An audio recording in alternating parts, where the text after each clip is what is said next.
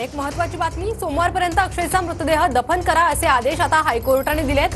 जागा उपलब्ध करून देण्याचे हायकोर्टाने सरकारला आदेश दिलेले आहेत। तर मृतदेहावर अंत्यसंस्कारासाठी जमीन देण्यास 3 ठिकाणून विरोध करण्यात आलाय।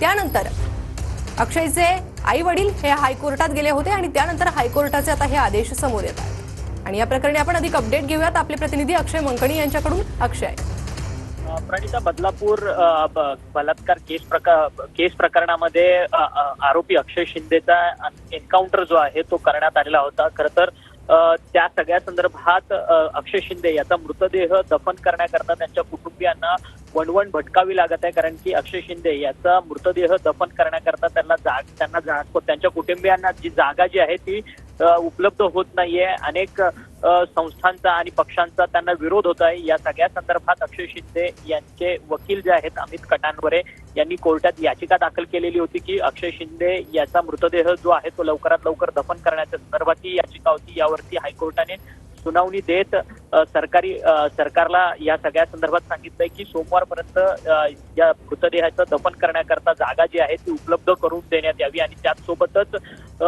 या सगळ्या प्रकरणामध्ये अक्षय शिंदे यांच्या आई वडिलांना देखील अनेक लोकांकडनं धमक्या येतात। त्याच संदर्भात पोलिसांनी या सगळ्या संदर्भातची कारवाई जी आहे ती करावी अशी सूचना जी आहे ती आता कोर्टाने करण्यात आलेली आहे। त्यामुळे सरकारी वकील जे आहेत ते सरकारकडनं बाजू मांडतात। त्यांच्याकडनं सांगण्यात आलंय की आम्ही जागा शोधतोय, परंतु आम्हाला अद्याप देखील जागा सापडलेली नाही। परंतु कोर्टाने या सगळ्या संदर्भात सांगितलं की लवकरात लवकर जागा शोधा आणि जो मृतदेह आहे तो दफन करा अशा संबंधितच्या सूचना ज्या आहेत त्या कोर्टाने दिलेल्या आहेत। परंतु या सगळ्या संदर्भात सोमवारपर्यंत ही प्रक्रिया जी आहे ती पूर्ण पाडा आणि जर त्या वेळेच्या अगोदरच जर मृतदेह दफन करण्याची प्रक्रिया पूर्ण झाली तर त्या सगळ्या संदर्भात सोमवारी पुन्हा एकदा कोर्टात येऊन हे कळवा अशा देखील सूचना जी आहे ती हायकोर्टाने दिलेली आहे।